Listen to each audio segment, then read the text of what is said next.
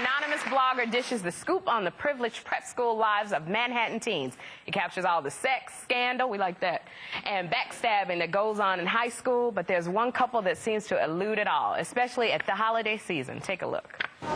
So you couldn't make it past the salad, huh? I opened the cranberries. My work is done. How's Blair's? I wouldn't know. She gave me the boots. What? She kicked you out of her house? What happened now? Don't ask. But the good news is, my mom is gonna slice us up a pumpkin. Oh, and there's a duck. No, you can't eat duck and raw pumpkin on Thanksgiving. You know what? I'm the guardian of Vanessa's sister's van for the weekend, and we here at the Humphrey Manor have an oddly large kitchen table. What are you suggesting? Please welcome Blake Lively and Penn Badgley.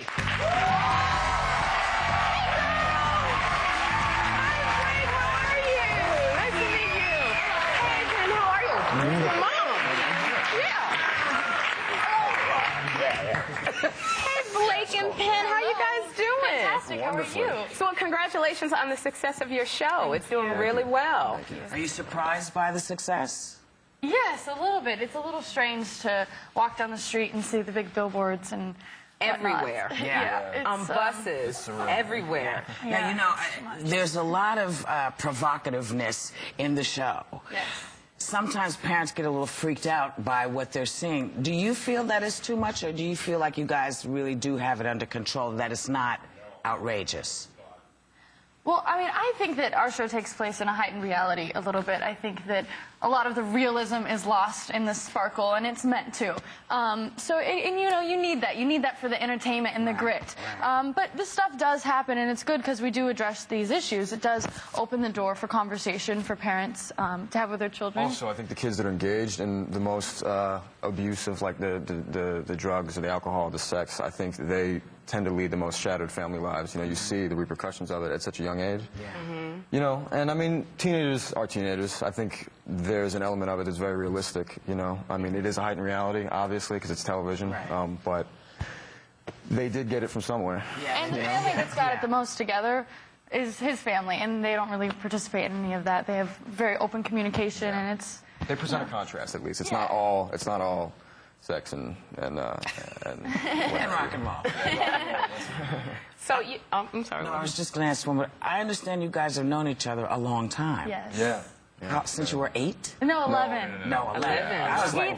He thinks it was less than it was. He thinks it was 8 years. It was definitely 9. Yeah. Years ago that we knew each other.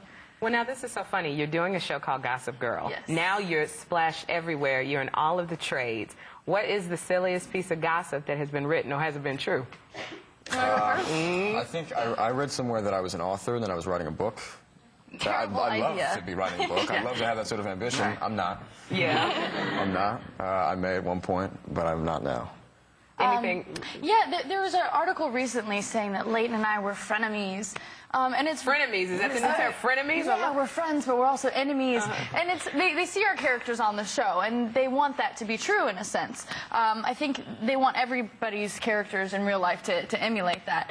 And it's really strange because they always want to pit women against each other. You don't hear about, like, Penn and Chase hating each other and being jealous and competitive. So, it's very silly. But, you know, we all do get along very well, and it's upsetting that they have to do that to try to sell magazines. There's enough gossip on the show. Just watch that. How do you feel about gossip? I mean, it's one of those things we talk about it from time to time because it seems to come up quite a bit for us. But what do you think of gossip, and did you have to deal with gossip as a kid? About you or around you? I think it's a bad thing. I think... Still watch the show, though. No, but I think it's... I've been a victim of it before in high school. I was involved in a lot of activities, so a lot of people knew who I was. At one point, parents lied and said that my parents had paid the show choir director to put me in the choir. Because I can't sing or dance to save my life. But you were lead in that choir, I went in there, I was like, I'm supposed to be in this choir. Yeah, I was very, like, passionate, and, you know, they put me in the choir. But I lost a lot of friends because of it. Yeah. So, you know, that was hard to deal with. But I think that it's mostly a negative thing, and, Well, it's you know, inevitable, though. That's the thing. It's like it is. I think it will always be negative in the end, but it starts out as a lot of times an innocent thing. People love to talk about other people. It's just natural. That's why they love to watch television. Well, Penn, you know, I want to say your mom's here visiting you for Thanksgiving. Oh, she's right there. And you know what, Mom? I wanted to show a couple quick pictures of Penn, because I hear you were a little bit of a heartthrob, so I wanted to, did you see these pictures?